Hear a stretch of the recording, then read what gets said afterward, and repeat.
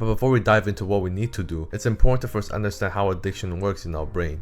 Addiction happens in our brain's reward system. When we do something pleasurable, like eating chocolate, playing video games, having sex, drinking alcohol, or smoking weed, our dopamine level goes up.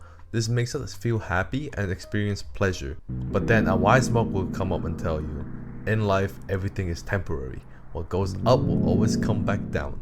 And he's talking about your dopamine. Once our dopamine has reached its peak, it will always come back down. That's just how our brains work. But it doesn't just settle back to normal. Everything's got a cost. And our dopamine level actually goes down below baseline.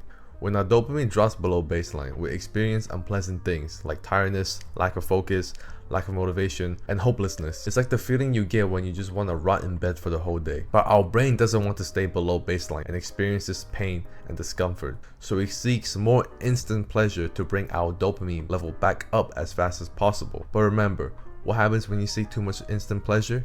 You eventually go back down and experience pain once again.